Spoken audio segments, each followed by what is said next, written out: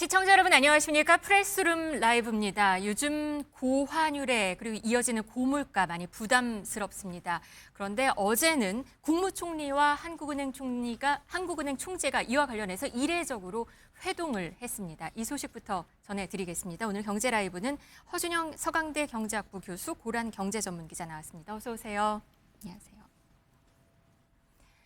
네, 오늘 원달러 환율 확인해 봤더니 1,469원입니다. 1,460원을 넘어선 게 벌써 한 달째 계속되고 있습니다. 정부는 불고기 총력전인 것 같은데요. 어제 김민석 총리랑 이창용 한은 총재가 만났습니다. 무슨 얘기가 좀 나왔다고 전해집니까? 아무래도 그 외환을 관리하고 있는 거는 한국은행이다 보니까 한국은행 쪽에다가 지금 환율 시장 안정을 위해서 뭔가 당부를 했겠죠. 네. 그런데 사실 한국은행의 목적 가운데 하나가 목적이라기보다는 약간 존재가 좀 애매한 존재인데요. 네. 여기가 정부 기관이 아닙니다. 한국은행은 중앙은행은 독립기관입니다. 그렇기 때문에 약간 정부 인사들 그러니까 총리나 아니면은 경제부총리 등과 한 자리에 앉는 것 자체를 상당히 부담스러워하는 경향이 있습니다. 네. 왜냐하면 같은 자리에 앉았을 때는 한국은행의 독립성을 훼손하는 문제가 있고요. 네. 때문에 앞서서는 같은 자리에 앉아서 사진이 찍히거나 이런 모습에 대해서 경계하면서 한은이 기재부 남대문 출장소냐 이런 얘기를 듣는 것에 대해서 상당히 부담감을 느꼈거든요. 네. 그런데 이번 아예 공개적으로 이렇게 모습을 드러냈는데요. 네. 이는 그만큼 정부가 환율 대책에 대해서 신경을 쓰고 있다라는 메시지와 함께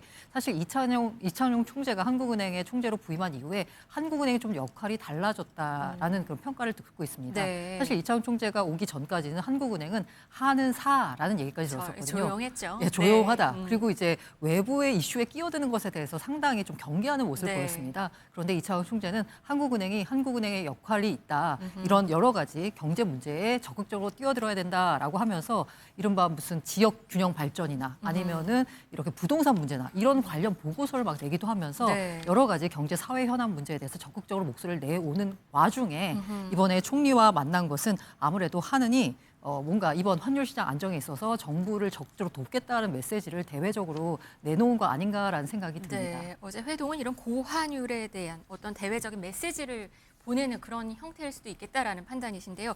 근데 기재부도 좀 이슈가 있었어요. 수출 기업 외환 상황 점검하고 달러를 내놓는 기업에 대해서는 뭐 인센티브를 주겠다. 진짜 환율이 너무 이슈긴 하니까 이렇게 하는데 이래도 되는 건가요? 아니 원래 하는 방법입니다. 네. 그러니까 환율 개입을 하는데 저희는 보통 뭐 외환시장 개입만 한다고 생각을 하는데 그게 아니고 하는 외환결제 전산망에 보면 누가 얼만큼 달러를 바꿨다 다 뜹니다. 그러면 환율이 너무 튀게 되면 네. 이제 뭐 경제 당국에서 그쪽을 찾아갑니다. 그래서 애로 사항이 뭔지 왜 그랬는지 네. 그리고 향후에 또 그런 것들에 대해서 좀 도와줄 건 없는지 일환으로 보시면 되는데 네. 이거 너무 티나게 하면 시장에서는 그 정부가 좀 당황하고 있구나 이런 생각을 자꾸 할 수 있기 때문에 네. 이거 약간 스텔스처럼 하는 것도 중요할 것 스텔스요? 같아요. 눈에 띄지 않게? 네네네 중요할 것 같습니다. 그렇군요. 정부는 여하튼 이렇게 고환율을 잡기 위해서 총력전 여러 가지 노력을 하고 있는데요. 또 투자자들 사이에서는 1,500원, 원달러 환율이 1,500원을 넘을 수 있겠다라는 관측이 나오면서 또 환테크를 하는 사람들도 많다고 합니다. 어떤 환테크들이 있는 건가요? 아무래도 투자자들이 인식하기에는 이제 다시 1,300원 시대로 돌아가기는 어렵고 오히려 1,500원 시대가 더 가까워진 만큼 지금 적극적으로 환테크에 나서야 되는 거 아니냐라고 생각을 갖고 계신 것 같습니다. 네. 환테크 방법 여러 가지가 있는데요. 가장 단순한 방법은 그냥 달러를 들고 있는 겁니다. 네. 이렇게- 지금 화면에 나오네. 네, 단순 맞습니다. 달러 보유. 네. 일단 시장에서 가서 달러 사오면 환차익. 보통 이게 이제 손해 환차익이거든요. 네. 그런데 환차 손을 볼 수도 있어요. 환율이 떨어지면 손해를 볼 수도 있지만 향후에 아무래도 환율이 올라갈 거다라고 보기 때문에 일단 달러를 사서 보유하는 거예요. 네. 보유만 하고 있어서 만약에 더 비싼 값에 팔았다라고 해도 세금은 없습니다. 이 두 번째가 달러 예적금이 있는데요. 그냥 들고 있으면 여기서 이자가 안 나오잖아요. 근데 우리가 얼마라도 이렇게 예금에 넣어두면 이자가 나오잖아요. 근데 달러 예금 같은 경우에는 이자가 원화 예금보다 높진 않습니다. 그래도 단 한 푼이라도 붙을 수 있으니까 환차익까지 계산을 하는 네, 거군요. 맞습니다. 네. 여기 그러니까 이자에다가 환차익도 노려보는 거고요. 네. 달러 보험이 있습니다. 이거 뭐냐면 보험료 납입, 수령 모두 달러로 이루어지는 상품입니다. 그 원화로 보험료를 내잖아요. 그럼 이게 자동으로 달러로 환전이 돼서 적립이 됩니다. 그래서 이율에 따라서 적립금이 늘어나는 구조라서 최근에 이제 부자들 사이에서 달러 보험을 많이 찾는다라고들 하시더라고요. 네. 그리고 이제 네 번째로는 미국 자산에 투자하는 방법입니다. 말이 어려운데 그냥 서학개미 생각하시면 됩니다. 이 서학개미 분들이요. 그 이제 AI 버블론 나오면서 주가가 조정을 받았는데 원화로 환산해 봤더니 가격이 떨어지지도 않았다. 내 평가액이 줄어들지도 않았다라는 말씀들을 많이 하셨는데요. 그 이유가 뭐냐면 주가는 떨어졌지만 환율이 오르면서 이걸 원화로 바꾸니까 오히려 뭐 그냥 별다른 손해를 보지 않은 상황이었습니다. 네. 그래서 이제 앞으로 이제 내년에도 뭔가 주식시장에 대한 강세 전망이 특히 미국 증시에 대한 강세 전망이 나오고 있잖아요. 이런 상황에서 미국 주가 오르면 내가 투자한 기업의 주가가 오르면 주가 상승분도 먹을 수 있고 게다가 여기서 내가 투자한 시점보다 환율이 오르면 환차익까지 먹을 수 있으니까 이렇게 미국 자산에 투자하는 거 거의 붐이다라고 할 수 있을 정도로 많은 투자자들 사이에서 인기를 끌고 있습니다. 그러면 이렇게 환테크라고 해서 달러에다 일단 투자를 하는 거잖아요. 그러면 환율은 더 오를 수 있는 거 아닌가요? 단기적으로 환율이 오를 수 있고요. 근데 이제 글로벌 IB들에서 내년에 환율 전망 같은 걸 하는 걸 보면 전반적으로 분위기는 달러가 약간 약세로 갈 분위기다라고 얘기를 하고 있으니까 네. 이유는 뭐 연준이 금리 인하의 속도에 문제가 있지 금리를 인하하는 방향으로 갈 거다라고 하면 결국은 그런 부분들에 있어서도 사실 저희는 환차익만 생각하고 환율 계속 오를 거야라고 생각하고 들어가시지만 환차 손 부분의 가능성도 좀 열어두시는 것도 좋을 네. 것 같다 생각이 듭니다. 환율 떨어지면 환차손은 더 큰 거죠. 네, 그리고 아까 이제 고란 기자님께서 말씀해 주신 것처럼 네. 미국 예금 같은 경우가 이자율이 그렇게 높지 않습니다. 그러면 사실은 주요 매력 중에 하나가 이 환율 쪽에서 오는 거거든요. 네. 그런 측면에서 환율 변동을 좀 조심할 필요 있으실 것 같습니다. 네, 주식 예측하기도 어려운데 사실 환율 예측은 더 어렵다고 네, 하는 맞습니다. 부분 아닌가요? 이 와중에 비트코인 말씀 잠깐 드릴게요. 비트코인은 막 급락을 했습니다. 지금 9만 달러까지 떨어졌는데 얼마 전에 JP 모건이 2배까지 다시 오를 수 있다라는 전망을 했습니다. 지금 많이 떨어지긴 했어요. 근데 네. 어떻게 2배가 뛸 것이다라는 전망을 하게 되는 거죠? 아까 9만 달러 선으로 많이 급락했다라고 했었는데요. 네. 더 급락했을 때는 8만 달러 선을 내줄 위기까지 아하. 처하기도 했습니다. 네. 거기 이제 바닥을 찍고 반등해서 올라와서 지금 한 9만 2천 달러 선에서 거래가 되고 있는데요. 네. JP모건이 내년에는 아마 17만 달러까지 갈 수 있다라고 전망을 했습니다. 그러니까 지금보다 한 2배 가까이 오른다라고 볼 수 있는 건데요. 그 이유가 뭐냐면요. 금과 비교한 겁니다. 지금 비트코인은 디지털 금이라는 네. 별칭을 갖고 있잖아요. 이 미국이 돈을 풀고 본격적인 이제 양적 완화 국면에 들어가게 되면 돈이 많이 풀린다는 얘기는 돈값이 싸진다는 얘기고 그렇게 되면 상대적으로 희소한 자원의 가격은 올라갈 수밖에 없잖아요. 네. 그게 바로 대표적인 게 금이고 이제 내년에는 비트코인이 금과 비슷한 취급을 받으면서 적정 가치로 판단을 해보건데 금값과 비교해서 비트코인이 17만 달러까지 갈 수 있다라는 건데요. 다만 비트코인이 금처럼 움직인다라는 말을 했었는데 사실 올해 비트코인의 움직임은 사실 나스닥과 더 동조화를 보였습니다. 네. 지금 현재는 위험 자산으로 취급을 받고 있는데 내년에는 JP모건이 전망하기로는 비트코인은 금과 같은 취급을 받을 거다라는 전제 하에서 17만 달러 전망을 내놨다라고 볼 수 있습니다. 그래도 폭락가능성, 그렇게 오르지 않을 가능성, 그런 경고의 목소리도 있는 거죠? 사실 경고의 목소리가 뭐 없잖아 있긴 한데요. 앞서 말씀드린 대로 지난번에 8만 달러가 붕괴될 위험에 처할 정도로 급락했었다는 말씀을 네. 드렸잖아요.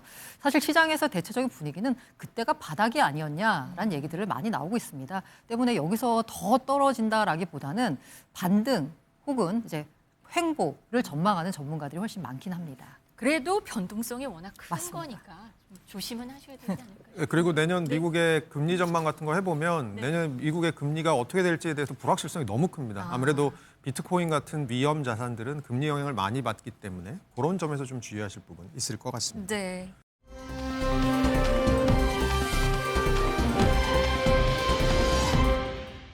이런 가운데 트럼프 대통령이 또 재미있는 얘기를 했습니다. 엔비디아의 고성능 AI 칩 H200 중국 수출을 허용하기로 했습니다. 그런데 미국은 이 미중 관계 개선을 위해서 이 고성능 AI 칩의 수출을 허용한다라고 설명을 했는데요. 이게 실제로는 미국의 AI 칩 수출 통제가 결과적으로 중국 굴기를 더 키웠다. 이런 판단이라는 해석이 맞는 것 같습니다. 네, 중국이 이제 스스로 자족을 하기 시작했다, 네. 자급을 하기 시작했다라는 부분이 있는 것 같고요.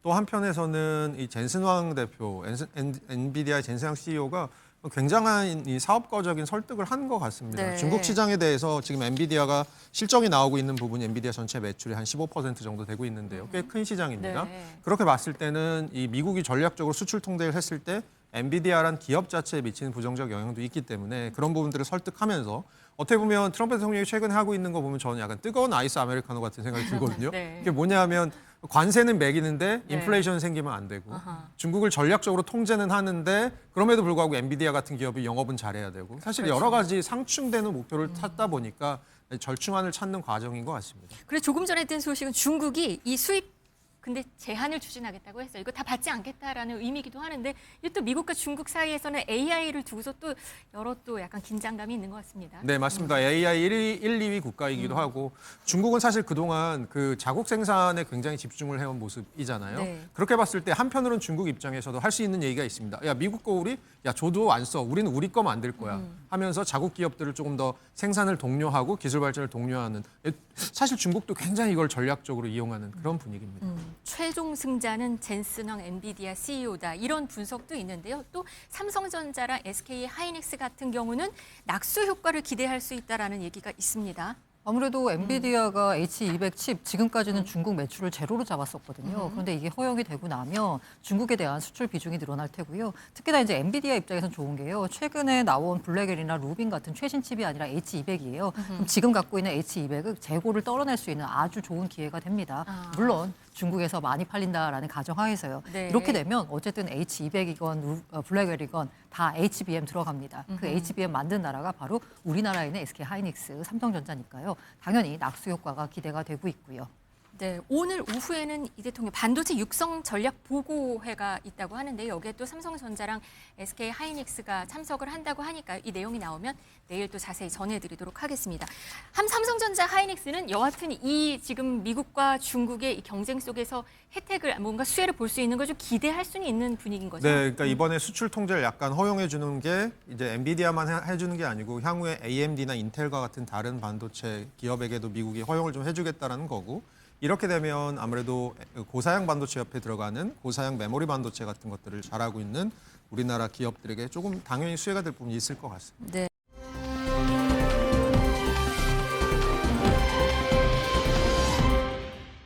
요즘에 이렇게 AI 거품론도 있지만 AI를 필두로 시장의 AI에 대해서 굉장히 많은 관심을 보이고 있는 것 같습니다. 그런데 오늘 새벽에는 엔비디아와 일본 소프트뱅크가 같이 미국 AI 로봇 기업인 스킬드 AI에 투자하기 위해서 협상 중이다. 이런 보도가 나왔습니다.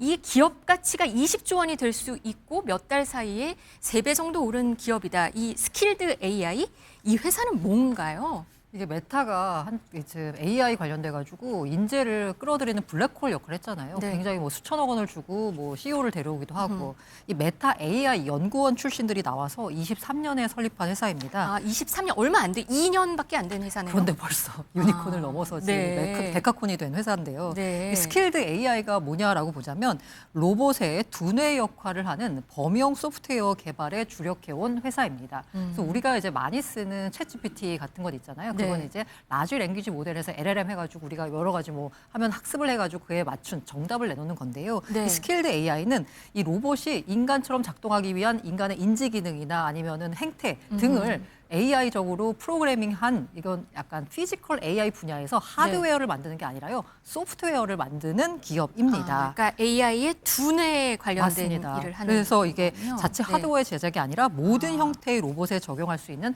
AI 모델에 초점을 맞춘 거고요. 네. 여기 왜 엔비디아가 투자를 할 거다라는 얘기가 나오고 있냐면 엔비디아가 차세대 먹거리 향후의 미래로 회사의 미래로 뭘 얘기하고 있냐면 피지컬 AI를 얘기하고 있어요. 네. 피지컬 AI의 대표적인 게 일단 이 바디를 만드는 하드웨어적인 생산 능력이 있어야 되는 거고요. 이 생산 능력 관련돼서 이 현대차에다가 그때 왜 그 GPU 준다라고 했던 그것과 연결시켜서 하드웨어를 가장 잘할 수 있는 나라가 사실 중국인데 중국은 지금 여러 가지 외교적인 문제 때문에 투자가 어려운 상황이잖아요. 네. 협력이 어려운 상황. 그 상황에서 하드웨어 제조 기술을 가장 잘 갖춘 아마 우리 현대차와 협업하는 게 아니냐라는 얘기가 나왔었고요. 네. 그런데 아까 피지컬 AI를 하려면 이렇게 하드웨어도 중요하지만 이 두뇌가 중요하잖아요. 그렇죠. 이 두뇌 부분에 있어서 스킬드 AI와 협업 관계를 만들어서 엔비디아가 구상하는 미래의 피지컬 AI를 아마 달성하려고 하는 것 아니냐라는 시장의 분석이 나오고 있습니다. 이 펀딩 라운드에 참여한다는 소식이 나와서 제가 좀 찾아봤더니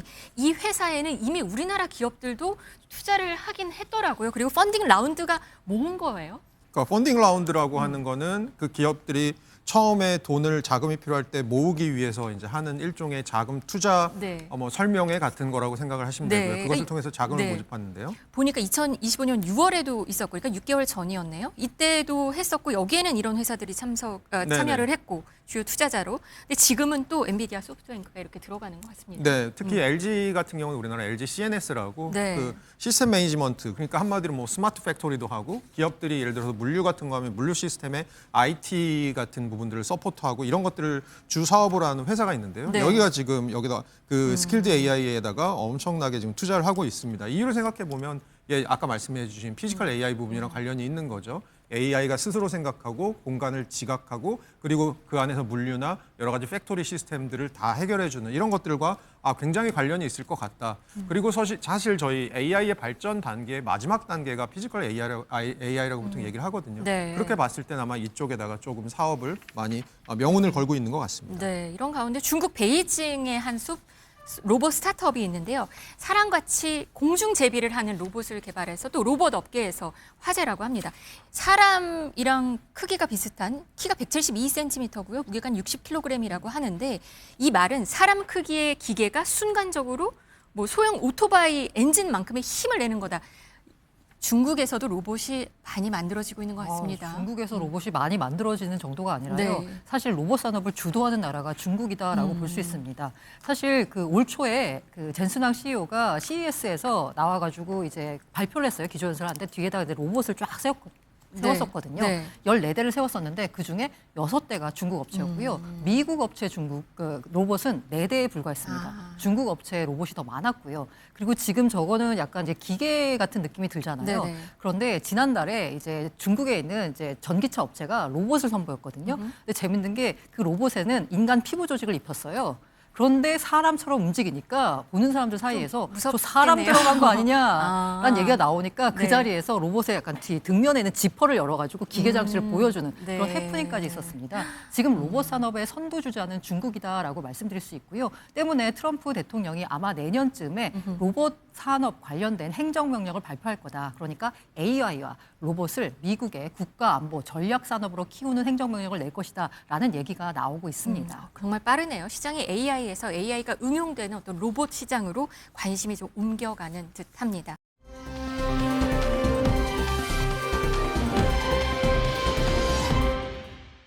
이번엔 좀 다른 얘기해 보도록 하겠습니다. 시청자 여러분께서 혹시 팝스타 비욘세 아시나요? 이 비욘세 남편이 미국의 힙합 거물이라고 할 수 있는 제이지라는 인물입니다. 그런데 이 제이지가 한국의 한화운용이랑 손을 잡고 K컬처에 투자하는 사모펀드를 만든다고 합니다. 이 래퍼 제이지, 미국 힙합 제왕으로 불리는데요. 이번에 K컬처에 투자한다는 펀드는 얼마나 투자를 하는 건가요? 금액으로는? 이 마시펜이라는 그 운용사가 있는데 여기 네. 제이지가 그 운영하고 있는 곳이고요.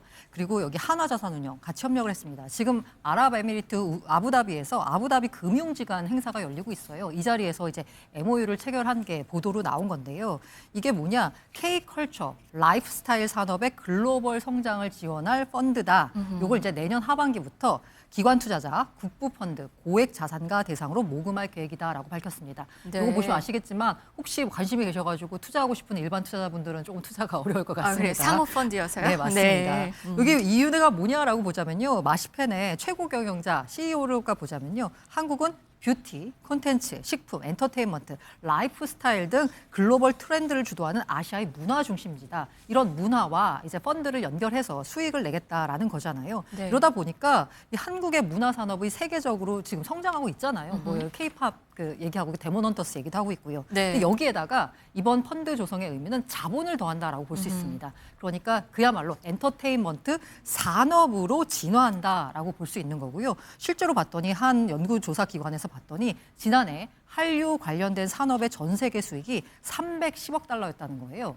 이게 우리 돈으로 40조가 넘거든요. 그렇네요. 이거면 자동차에 이어서 우리나라의 2번째로 큰 수출 품목이다라는 겁니다. 그러니까 지금까지는 이제 무형의 자산으로만 여겨왔던 걸 자본을 더하면서 뭔가 눈에 보이는 우리의 수출 전략으로 수출품으로 진화할 수 있다라고 해석할 수 있는 거죠. 네, K컬처가 이렇게 세계 시장에서 주목을 받게 되니까 이런 산업에 투자하는 사모펀드까지 등장을 하게 된 건데요. 이 사모펀드의 K컬처 진출은 이번이 처음이라고 들립니다. 네, 맞습니다. 네. 그리고 제이지라는 사람이 사실 저 프레스룸 나오면서 늘 좋았지만 오늘은 제가 제이지 팬이거든요. 아, 그러세요? 엄청난 팬이거든요. 그래서 사실 모르시는 분들도 많으신데. 예, 비욘세 네. 남편으로 알고 네. 있는데 사실 이런 제이지. 입지전적인 인물입니다. 아, 미국 그래요? 브루클린의 빈민가 출신으로 마약 팔다가 음악을 너무 잘해서 결국은 지금 자기 자산을 우리 돈으로 3조 넘게 일군 사람이고요. 세계에서 가장 부유한 다양한 래퍼로. 부유한 래퍼고 이 사람이 브루클린 출신인데 네. 나중에 브루클린 네츠라는 농구 구단의 NBA 구단의 구단주가 됐습니다. 아. 그러니까 그 동네에서 아주 네.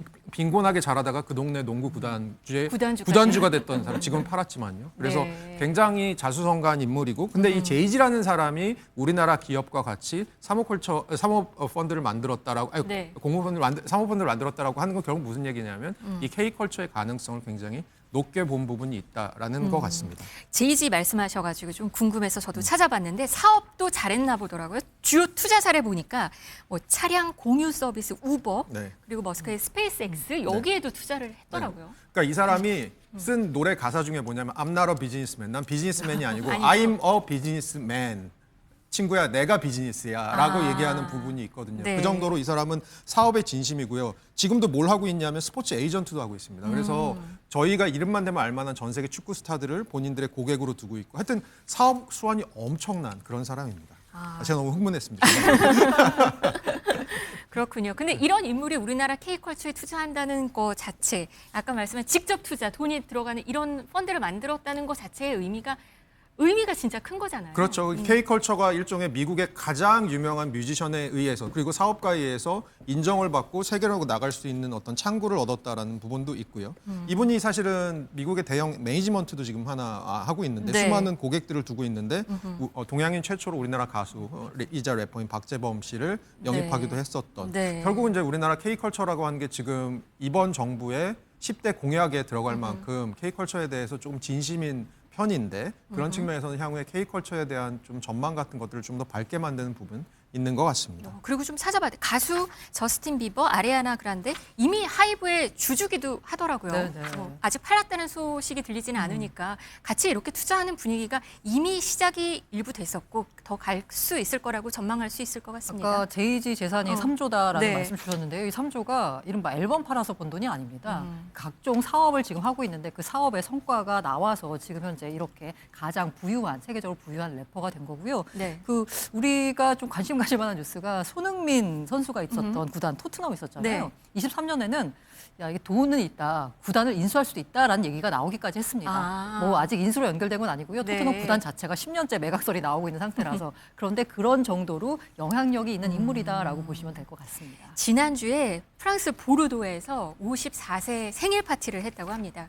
이것도 좀 화제가 됐어요. 워낙 부자다 보니까 그 프랑스까지 가서 생일 파티를 했고 여기에 블랙핑크 리사가 와서 또 눈길을 끌고 뭐 이런 이슈가 있었는데 엄청 화려했다라는 얘기가 나오면서 특급 열차 오리엔트 익스프레스를 탔다. 이 소식도 있어서 저는 이 부분 좀 눈길을 끌더라고요. 그 오리엔트 익스프레스 하니까 이거 어디서 많이 들어봤는데 싶으신 분들은 네. 오리엔트 특급 열차라는 맞아요. 아가사 크리스티의 그 추리 소설의 배경이 된 열차고요. 되게 초고화 고급 열차로 알려져 있습니다. 네. 그래서 여기에 이제 자기 친구들 한 100여 명을 다 불러가지고 그걸 태우고 그 다음에 5성급 호텔에서 이제 호화로운 파티를 열었고요. 네. 여기 참석한 사람이 아까 리사 말씀하셨는데요. 리안나, 엘렌 폼페오, 크리스 제너 유명한 팝스타들 대거 참석해서 54번째 생일을 이렇게 축하할 수도 있네요. 네네. 오리엔트 특급 열차 아까 오리엔트 익스프레스 이거 내부 화면 봤는데요. 참 좋네요. 이거 근데 되게 한동안 중단됐다가 다시 한 거 아닌가요? 이게 프라이빗 서비스일 겁니다 아마. 그래서 그런 측면에서는 뭐 저희는 친구들 사실 그 롯데월드 가서 프렌치 레볼루션도 잘 못 태워주는데 오리엔탈이 부럽네요. 네. 이렇게 해외에서 또 우리 엔터에 대한 관심은 높은데요. 사실 국내 엔터 업계에는 요즘에는 좀 사생활 여러 얘기가 나오면서 좀 혼란스럽습니다. 박나래, 조진웅, 조세호 뭐 여러 여론들의 비판이 지금 거센 상황인데요. 좀 봤더니 그새 엔터주의 주가도 많이 좀 떨어졌더라고요. 네, 물론 사실 그 엔터주 주가를 보자면요. 이게 뭐 YG, SM, 뭐 하이브 이렇게 약간 그 팝과 좀 연결된 부분이 많습니다. 그런데 지금 K-팝과 연결된 부분이 많은데 지금 논란이 됐던 건 사실 배우나 아니면은 뭐 예능인이라서요. 직접적으로 이들 주가와 관련은 없지만 사실 그 YG나 SM 요런 곳들의 이제 주가 상황을 보자면요. 이 별로 좋지 않은 거예요. 왜냐하면 그래요. YG 31%, SM 27% 이렇게 많이 그러니까 물론 6개월 정도긴 하지만 네. 우리 지금 이게- 같은 기간에 코스피는 이렇게 올랐잖아요. 맞아요. 그러니까 이 사실 엔터테인먼트 업체의 주가가 오르려고 하면 빅샷이 나와야 됩니다. 굉장히 인기를 끈 신인 그룹이 등장을 하거나 아니면 기존에 있었던 그룹이 새로 앨범을 내서 활동을 재개한다거나 네. 그런데 이제 최근에는 그런 흐름이 별로 없어요. 특히나 이제 하이브 같은 경우에 보면은 아무래도 가장 큰 그 매출을 담당하고 있었던 BTS 공백, 비용 그리고 비용이 늘고 이것 때문에 무려 여기는요. 422억 원의 영업 손실을 기록하기도 했습니다.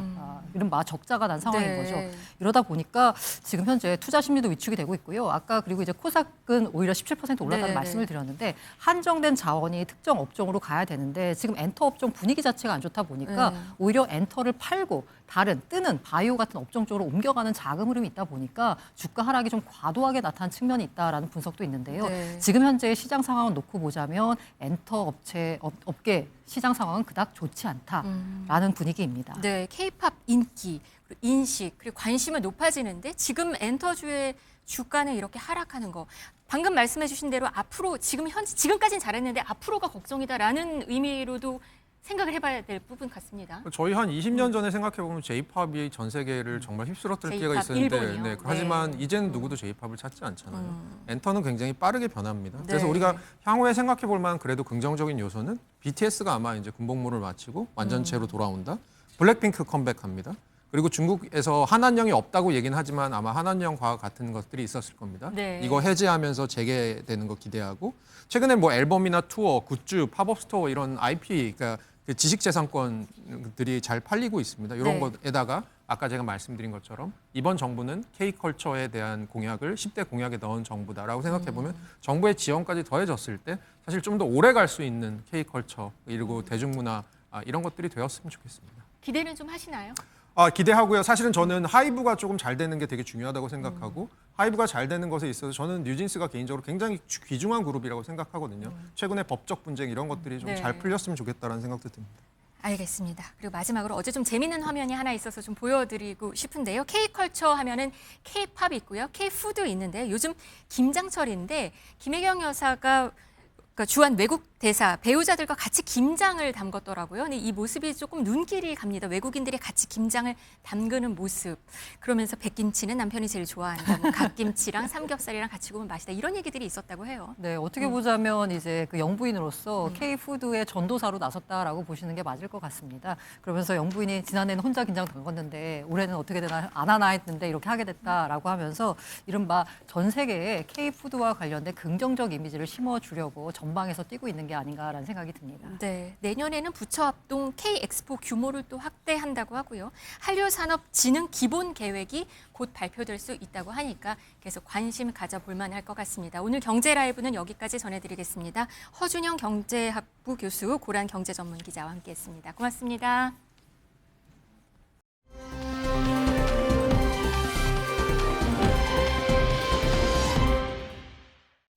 네, 뉴스라이브입니다. 조금 전 보신 것처럼 대여 강성 투쟁을 벌이는 국민의힘. 내부에는 여전히 계엄 사과, 윤 전 대통령과의 절연을 요구하는 목소리도 메아리 치고 있죠. 조금 전 인요한 국민의힘 의원이 사퇴를 결정했습니다. 저는 지난 1년 반 동안 의정 활동을 마무리하고 국회의원직을 떠나 본업에 돌아가기를 희망합니다. 희생 없이는 변화가 없습니다. 저 자신부터 모든 기득권을 내려놓고 본업에 복귀하여 국민 통합과 국가 발전에 기여를 하고자 합니다. 5가지 이유를 들어서 짤막하게 사퇴 의사를 밝히고 이후 질문에는 묵묵부답으로 자리를 떴습니다. 지난 총선에서 비례대표로 당선된 지 1년 반 만인데요. 계엄 이후 이어진 불행한 일들 극복해야 한다면서 희생 없이는 변화가 없다. 나부터 기득권을 내려놓고 본업에 복귀하겠다고 밝혔습니다. 대한민국 1호 특별 귀화자, 지난 정권 당의 혁신위를 이끌기도 했던 인요한 의원이 이렇게 물러났습니다. 비례대표 다음 순번인 이소희 변호사가 의원직을 승계하게 됐습니다. 파장이 예상되는 국민의힘발 뉴스였습니다. 자, 이어서 실시간 관심을 끄는 뉴스들도 하나하나 만나보겠습니다. 박수를 보내고 싶다. 개그맨 조세호 씨가 조폭 연루 의혹에 해명하면서 출연 중인 프로그램에서 하차한다고 밝혔죠. 당초 이 의혹을 제기했던 누리꾼 본인이 낸 입장문입니다. 쉽지 않았을 선택과 결단에 존중과 박수를 보낸다. 더 성숙한 모습으로 돌아오길 진심으로 응원한다면서 불필요한 오해를 막고 논란이 확대되지 않길 바라는 마음에서 그동안 확보했던 자료는 더 이상 외부에 공유하지 않겠다고도 덧붙였습니다. 조세호 씨 역시 어제 SNS로 사과했죠. 지방으로 많은 행사를 다니다 보니까 여럿과 어울렸는데 사람 관계에 신중하지 못했던 점이 있다. 다만 의혹에 대해선 사실이 아니라고도 거듭 얘기했습니다. 소속사도 관련 법적 대응은 더 신속하게 진행한다고 밝힌 바 있는데요. 여기에 대해서 이 누리꾼은 다양한 제보와 자료들을 정리해서 보관 중이고 필요한 범위 내에서는 활용을 검토하겠다고도 언급했습니다. 진실 공방으로 이어지는 모양새입니다. 주차선을 밟고 그것도 모자라서 아예 옆칸을 침범 중인 이 차량. 간혹 이렇게 세워진 차를 보면 급했나 보다 하시죠. 다만 상습적으로 같은 차가 매번 이런다고 하면 한마디 해야겠다 싶은 마음도 들 텐데 그렇게 했더니 돌아온 건 조롱이었습니다. 한 온라인 커뮤니티에 올린 민원글에 차주로 추정되는 누리꾼이 답을 달았는데요. 가난해서 작은 차 타서 불편함이 없으신가 보다. 토요일 낮에 뭐 할 일이 없나? 비난성 댓글 일색이었습니다. 다른 차들은 이렇게 선을 4개씩 몰고 있기도 한데 왜 말 안 하냐? 뭐 선택적인 선민의식이냐? 답이 없으니까 대답! 이런 댓글로 작성자를 몰아세우기까지 했습니다. 이런 사연이 전해지니까요. 인생 최고 업적이 외제차 구매냐? 같은 아파트 살면서 가난 얘기하는 건 자기 얼굴에 침 뱉는 거 아닌가? 누리꾼들의 비판도 이어지고 있습니다. 여러분들의 생각은 어떠신지 모르겠습니다. 선교통 후입주를 목표로 한 3기 신도시. 첫 입주 시기가 다가오고 있습니다. 2년 뒤면 고양, 창릉 등에서부터 입주가 시작이 되는데요. 문제는 이 이용할 지하철이 없다는 겁니다. 교통망 구축 계획이 한참 늦어지면서 수십만 명이 3년 이상의 교통 공백을 감내해야 될 한국입니다. 각 신도시를 지나게 될 GTX 노선을 비롯한 신설 지하철들, 공사비 상승과 행정 지연 등으로 첫 입주 시기보다 이렇게 3, 4년 이상 늦어지는 경우가 허다한데요. 이러다 보니까 아예 청약 포기로 이어지는 경우도 속출하고 있습니다. 가구당 광역교통 분담금이 7천만 원대로 가장 큰 고양, 창릉 같은 경우는요. 아예 전체 26% 넘게 계약을 포기했습니다. 이런 일이 또 반복될 거라는 우려도 나오고 있습니다. 정부는 그린벨트 해제로 5만 가구를 추가 공급한다고 했죠. 새 공급 대책도 곧 나올 텐데 이런 교통망 대책과 속도를 맞추지 않는다면 교통지옥이 반복될 거란 지적도 나오고 있습니다. 지난 5월 북한의 김정은 국무위원장이 주북 러시아 대사를 방문할 때 모습입니다. 김 위원장의 딸 김주애와 뺨키스를 하고 있는 이 인물. 2014년부터 11년간 평양 주재 러시아 대사로 있었던 알렉산드르 마체고라인데요. 70세 일기로 돌연 사망했다는 소식입니다. 불과 지난달 말까지도 모스크바에 다녀올 정도로 활발히 활동을 했어서 충격을 주고 있는데요. 또 유명한 북한 통이죠. SNS를 통해서 적극 활용해서 폐쇄적인 북한의 모습을 세계로 알렸고 특히 지난 평양 무인기 사건 때는 직접 나서서 한국을 비판하는 등 북러 우호 관계를 적극적으로 강조해왔습니다. 사인은 밝혀진 바가 없는데요. 교통사고나 질환 등으로 인한 돌연사라서 양측이 비공개하기로 한 거 아니냐는 추측이 나오고 있습니다. 일부 전문가들은 최근 평양에 내린 폭설 때문에 사고사를 당했을 가능성에도 주목을 하고 있습니다. 사망 이틀 전에 4일 평양에 엄청난 양의 폭설이 내렸다고 하는데 어디까지나 추정입니다.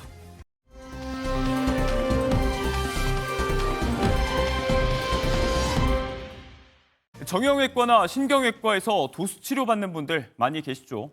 실손보험에서 병원비가 나오기 때문에 환자도 그동안 큰 부담 없이 고가의 도수치료를 받아왔는데요.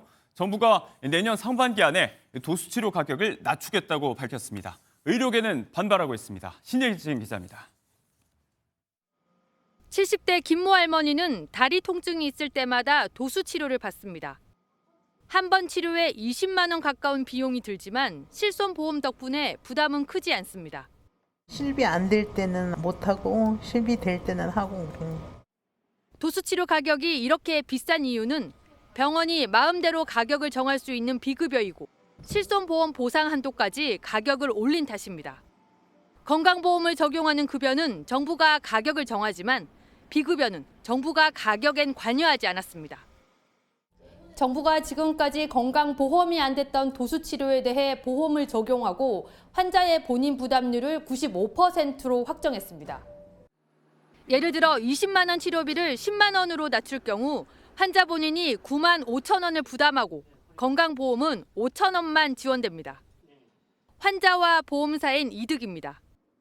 보험사는 실손보험금 지급이 낮아지고 보험가입자인 환자도 보험료를 덜 낼 수 있습니다. 하지만 병원 입장에선 수입이 뚝 떨어져 의사협회는 도수치료 등은 개원가의 마지막 생존수단이라고까지 말하며 강력 대응하겠다고 경고했습니다. 전체 국민의 부담도 늘리고 의료 기술의 수혜자한테는 오히려 수혜가 잘 가지 않게 만들고 결국은 실손보험만 이득을 보는 이런 시스템을 도입한다는 게 저희로서는 좀 이해가 가지 않는 부분이 많습니다. 정부는 도수치료 외에도 디스크나 척추 협착증 치료에 이용되는 신경 성형술과 온열 치료도 관리 대상에 포함했습니다. MB 뉴스 신혜진입니다.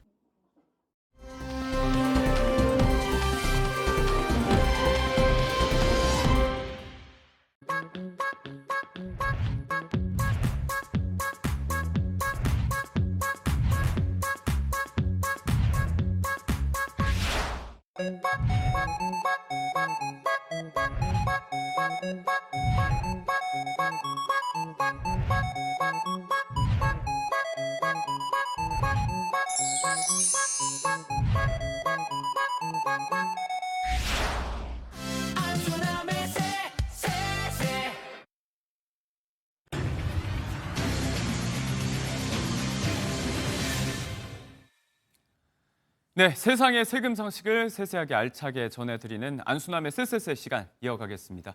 베테랑 세무 전문가 안수남 세무사님 모셨습니다. 어서 오십시오. 네, 안녕하세요. 네. 자, 오늘은 영상에서 보신 것처럼 이제 부동산 명의 문제 이야기를 좀 해보겠습니다. 이게 내 집 장만 때 단독 명의냐 공동 명의냐 어떤 게 더 나을지 네. 오늘 이 문제에 대해서 한번 답을 내려보도록 하겠습니다. 네. 예전에는 이제 집 살 때 세대주 단독 명의로 보통은 남편 명의로 하는 경우가 많았는데 네. 요즘은 이제 젊은 세대들은 많이 다른 것 같습니다. 애초부터 공동 명의를 많이 하는 것 같더라고요. 네, 네. 일단 세무사님은 어떻게 하셨는지 여쭤봐도 괜찮을까요? 저는 처음에 제 명의로 했다가 두 네. 번째 살 때는 아내 명의로 했었고 예. 다시 또 바꾸면서도 아내 단독 명의로 했었어요. 그래요. 네. 그런데 굉장히 믿음직하다고 신뢰를 해줘서 그런지 네. 굉장히 좋아하더라고요. 그러니까 충분하게 단독 명의로 해줄 만한 가치가 네. 있는 것 같습니다. 네, 부부 관계를 고려했을 때 이제 배우자 이야기를 잘 듣는 것도 중요할 텐데 네. 사실 이 부분이 어떤 게 더 나을지 이제 마냥 한쪽 말만 듣고 결정할 수가 없는 게 각각에 따른 절세 효과 이런 게 좀 달라서인 것 같아요. 맞습니다. 일단은. 예. 자, 일단 공동 명의의 장점으로 지금 이야기한 절세 효과의 이야기를 많이 하는데 네. 이번 15일이 또 종부세 시한이잖아요. 맞습니다. 관련해서 예. 좀 달라지는 것들이 있죠. 네. 종부세는 인별과세다 보니까 1세대 1주택자에 대해서는 세액공제를 조금 더 많이 해줘요. 예. 12억까지 공제를 해주고 있습니다. 그런데 예. 인별로 만약에 공제를 받는다면은 공동소유자일 경우는 각각 9억까지 해주는 거예요. 그럼 둘이 합치면 18억. 18억이 되는 네. 거죠. 그래서 일반적으로 공동명의로 하는 것이 유리한 경우가 많이 있습니다. 음. 그런데 이제 또 이게 반드시 이제 공동명의가 유리하다고 볼 수 없는 것이 예. 이제 추가세 공제들이 있는데 네. 그때는 또 단독명의이기 때문에 비교를 또 해봐야 됩니다.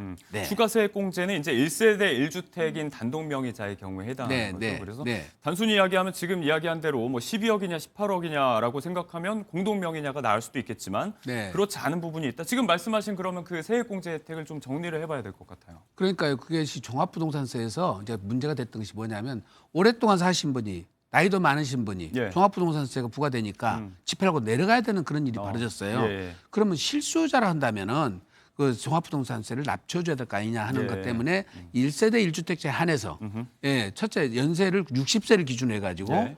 60세 때 세액공제를 20%, 65세 때 30%, 예. 70세 이상이면은 40%까지 해줘요. 그러니까 고령자 세액 공제인 그렇습니다. 거죠? 만 그렇습니다. 60세 이상인 경우에 네, 해당이 이제 아무래도 이제 계속 수입이 없을 테니까 예. 은퇴자들 대상으로 해서 아마 해주게 되는 것 같고요. 또 보유기간이 긴 분들. 예. 그래서 기본이 5년부터 시작해 주는데요. 5년 이상이면 20%. 예. 그다음에 10년 이상이면은 30%. 그리고 예. 예. 15년 이상이면은 40% 50%까지 해줘요. 예. 두 개 합쳐서 다 해줄 합쳐서? 수가 있는데 최대. 그럼 이제 최대 90%까지 되는데 90% 90%까지는 안 해주고 네. 한도를 80%까지로 정해놨습니다. 90%까지 정해놓고 80%만 해주는 게 이유가 있는 걸까요? 너무 과하다는 거지. 아. 최소한 그래도 집안채 있으면 예. 20% 정도는 세금 내는 것이 어떠냐 해서 네. 최대 한도를 80%까지만 해준 것 같습니다. 네. 최대 공제 혜택이 80%라는 것도 사실 상당한 수준이죠. 그래서 맞습니다. 예. 고령자이시고 오래 집을 보유했다면 경우에 따라서는 말씀대로 이제 20% 정도만 세금을 내도 되는 경우가 있기 때문에 네. 이럴 때는 단독 명의가 더 유리하다고 볼 수가 있는데 네, 네. 그렇지만 또 이제 따져봐야 될 게 가격의 부분이 있잖아요. 네, 이를테면 네. 이제 부부 공동 명의일 때 합쳐서 18억이면 네. 이걸 넘지 않는 가격의 집이면 아예 세금이 안 나오는 거잖아요. 그렇죠. 9억 9억 해버리면 18억까지는 아예 세금이 없는데 네. 단독 명의 때는 12억 공제만 해주고 나머지 세액 공제 방식이니까 예. 아무래도 12억이 넘는 금액에 대해서는 세금을 낼 수밖에 없는 거죠.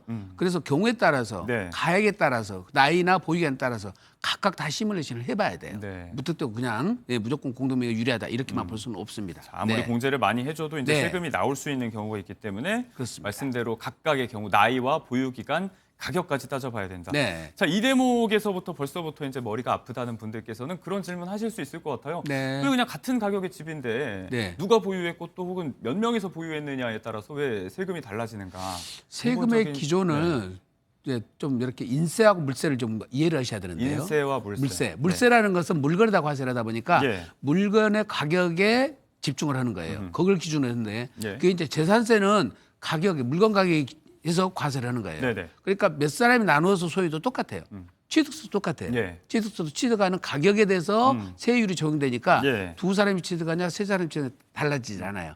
대신에 종합부동산세, 그다음에 양도소득세, 네. 상속세, 증여세 이거는 인세라고 그래요. 이거는 사람에게 부과하는. 예, 그렇습니다. 그런데 양도소득세는 1세대 1주택 해가지고 비과세일 때는 또 세대별로 판정을 하지 않습니까? 예. 그런데 종합부동산세는 원래는 세대별로 판정을 했어요.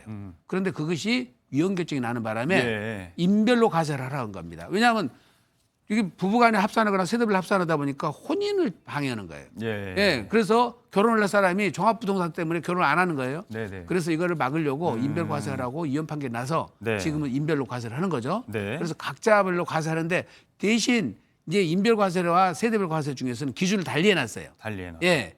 세대별 과세에서 1세대 1주택자라 하더라도 1세대 1주택자를 선택하면은 10억까지 공제를 해주고 대신 세액 공제를 추가를 해주대. 네네네. 인별 과세는 아까 말씀 부부간에는 9억 9억 공제를 해주는데 네네네. 예, 세액 공제를 대신 안 해줘요.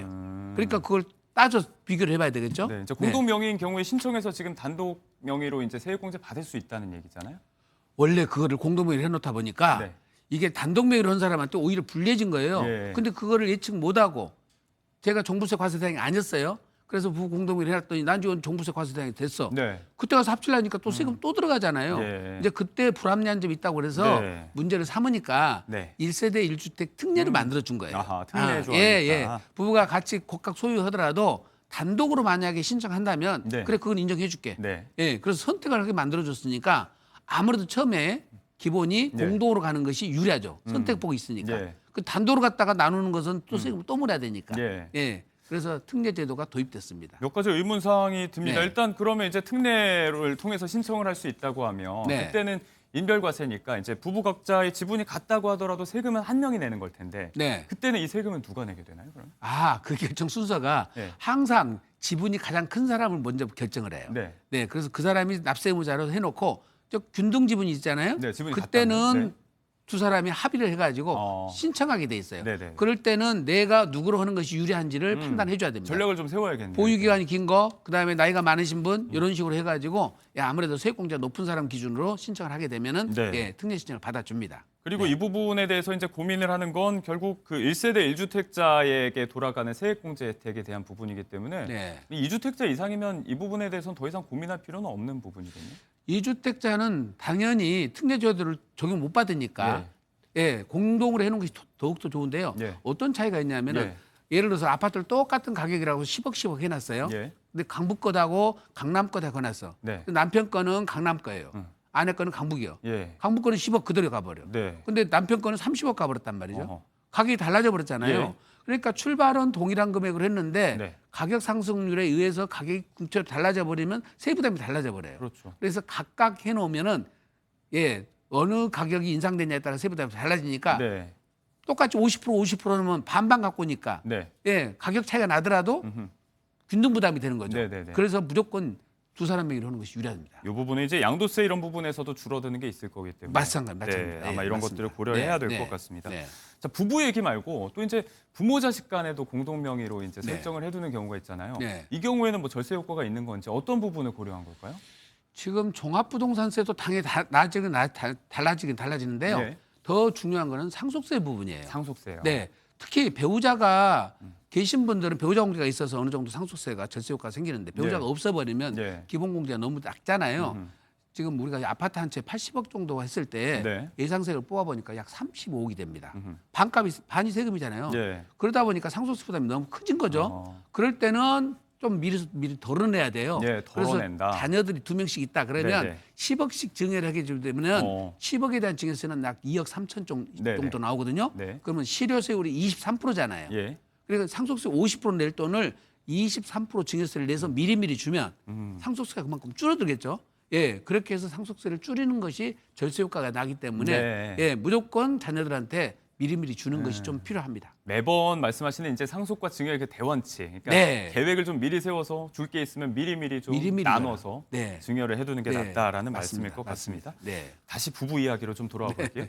규제 지역 아파트를 취득했을 때는 이제 자금 조달 계획서를 내야겠죠. 네. 그러니까 어떤 경로로 자금을 마련했는지 좀 상세히 기재를 해야 되는데 네. 이 부분도 지금 만약에 명의가 2명이면 네. 각각 내야 되는 거 아닙니까? 각각 내야 됩니다. 그러면 예. 좀 절차가 많이 복잡해지겠어요. 그러니까 당연히 그것 낼 때 자금 조달을 자기 자본하고 타인 자본을 또 내시는데 예. 이것만 집중하시면 안 돼요. 그 앞에 전서 자금에서 왔다든지 예. 다른 부동산을 처분하고 왔다든지 그러면 증여는 지금 현재 10년 안에 건 합산되거든요. 예. 그런데 8년 전에 전서 자금에서 아내한테 증여한 것이 있었어요. 네. 그다음에 이걸 또 따로따로 생각하시고 요놈 왜 이것만 증여한다고 생각하시면 안 되거든요. 예. 이걸 합산시켜야 됩니다. 그래서 각자가 자금 조달 계획서를 세우되 네. 예, 배우자의 경우에 증여를 할 경우는 네. 10년 이전에 증여가 됐는지를 또 체크를 해 주셔야 돼요. 음. 그다음에 타인 자본도 네. 처음에 네. 대출 받을 때 네. 단독명의로 보통 대출 받거든요.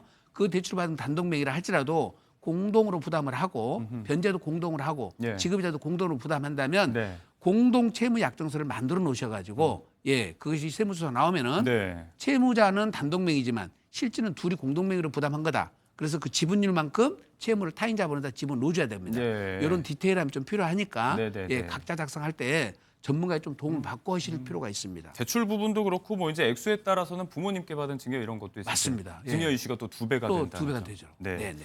알겠습니다. 네. 자, 이런 여러 가지 이점에도 불구하고 이게 복잡해지는 부분이 있기 때문에 공동명의 시에 주의할 단점도 저희가 살펴보긴 해야 될 것 같습니다. 네. 매매라든지 임대차 계약 같은 네. 이 법적 행위들을 행사할 때 이때에도 지금 절차는 마찬가지로 2배로 복잡해지는 거죠. 소유자가 다 동시에 해야 되니까 예. 서류를 각각 준비를 해야 되고요. 또 의사 합치가 이루어져야 되는데 예. 가끔 부부간에도 의사 합치가 안 되는 게 특히 많습니다. 예. 예, 특히 부모 자식간에 예, 줄 때는 줬는데 나중에 돌아서 가지고 예, 아버지 말을 안 듣고 어머니 말을 안 듣는 사례가 많이 있으니까 네.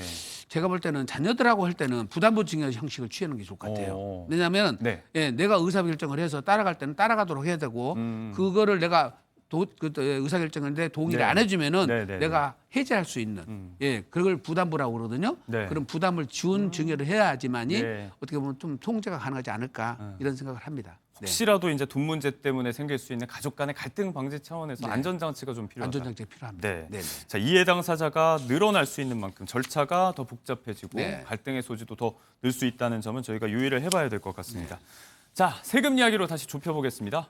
명의를 어떤 걸로 하느냐에 따라서 달라지는 부분들 종합부동산세 이야기를 해봤는데 양도세 면에서는 아까 조금 전에도 잠깐 얘기가 나왔지만 네. 어떨까요? 어떤 점이 좀 이 경우는 더 유리하다고 조금 더 확실하게 말할 수 있는 부분이 있죠? 양도소득세는 누진세니까요. 예, 양도 차익 커지면 세율이 높은 세율을 적용받지 않습니까? 예. 그러니까 단독으로 해서 양도 차익이 많아지고 과세폭이 높으면 세율과이 높아지니까 네. 세부담이 당연히 많아지죠. 그걸 공동 소유자로 나눠버리면 더 낮아지겠죠. 낮아지죠. 네. 그래서 낮은 세율을 적용받기 때문에 예, 그리고 또 이제 그 양도소득 기본공제라는 것도 있는데 250만 원씩 예. 인별로 공제를 해주거든요. 그러니까 주식 따로 해주고 그다음에 지금 부동산 따라해주고 각각 받을 수가 있으니까 네. 아무래도 소유자가 많으면 많을수록 세부담은 낮아지는 게 맞습니다. 네, 그만큼 네. 250만 원씩 더 받는 것도 덤이고 네, 예. 차익 크기에 따라서 세율이 이렇게 누진세 구간이 좀 달라질 수 있다는 네, 점. 네, 네. 실제로 얼마나 줄어드는지 혹시 그 예를 좀 들어주실 수 있을까요? 이 경우? 뭐 금액 큰 걸로 말고 간단하게 한 1억 5천 정도 네. 양도 차익이 있다고 네, 했을 때 과세 과세 표준이 표준이 그 나올 정도라고 때는 할 때. 세율 구간이 35% 구간이거든요. 예. 그때는 약 세금 자체가 단독으로 하면은 약 4천만 원이 나와요. 예, 그런데 두 사람만 나눠도 나누면. 예, 1인당 1,400만 원 줄거든요. 그럼 두 사람 합해줘도 2,000만 2,800만 원밖에 안 예. 되죠. 그러면 1,200만 원 벌써 줄어들지 않습니까? 그렇죠. 그래서 예, 숫자를 늘리면 늘릴수록 네. 예, 세부담은 줄어든다는 것을 예, 과세 확실히 표준. 달라집니다. 네, 그러면. 네. 1억 5천 정도에 지금 이 정도 차이가 난다고 하니까 네. 금액이 더 큰 더 경우는 금액이 더 확실하게 크면 더 커져죠. 네, 고려를 네, 좀 하셔야 될 것 맞습니다. 같아요. 네. 상속세 같은 경우는 어떤지 이것도 일단 뭐 그 적용되는 상속재산가액이 줄어든다는 차원에서는 맥락이 네. 같을 것 같아요. 마찬가지입니다. 네. 그런데 이제 통상적으로 우리 우스갯소리로 예. 남편이 많이 재산을 갖고 있고 아내가 적으면 죽는 순서를 잘 좀 지켜라 이런 얘기까지 있어요. 예. 웃지 못할 얘기인데. 네, 맞습니다. 그 재산을 많이 가진 사람이 먼저 돌아가셔야지 배우자 공제를 받을 수가 있거든요. 그래서 배우자 공제를 많이 받도록 해야 되는데 네. 그러기 전에 분산해서 갖고 계시는 것이 유리하거든요. 부부간에는 6억까지는 세금 없이 줄 수가 그렇죠, 있지 네. 않습니까? 그럼 12억 주는데 기간이 얼마 걸릴까요? 12억을 얼마나 기한을 나눠서 줘야 되나? 10년 단위로 6억을 줄 수가 있어요. 그럼 그러면 20년에 나눠서? 아, 그게 잘못 계산하신 거예요. 아, 그래요? 10년마다 주는 거니까 네. 10년 다음 날에 또 줄 수가 있어요. 아, 그래요.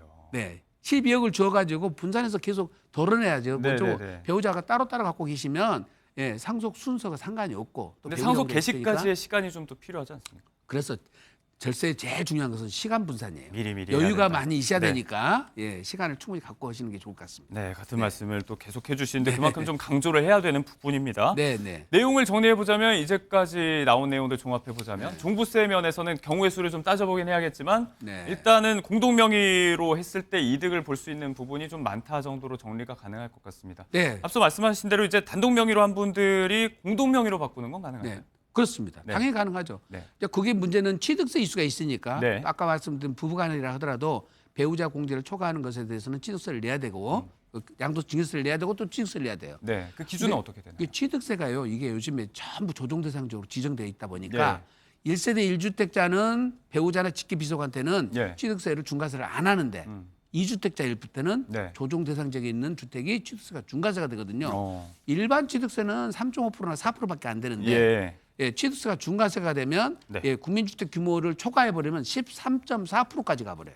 85제곱미터 이상 이하인 그렇습니다. 경우에 12.4%, 좁으면은 13.4%. 13.4%이기 예. 때문에 오히려 10억을 준다고 했을 경우 배우자 간에 예. 증여세는 7천만 원밖에 안 되는데 취득세가 1억 3천 돼버려요. 예. 취득세 부담이 꽤 크니까 네. 지금 조정 대상지역에 지정된 곳은 좀 유예를 시키시고 어. 기다렸다 하시고 네. 비조정 지정될 것을 먼저 하시는 것이 네. 예, 유리합니다. 규제 내용이 좀 바뀌는 부분이 있는지를 좀 시간을 두고 봐야 된다는 말씀이죠. 예, 예, 예.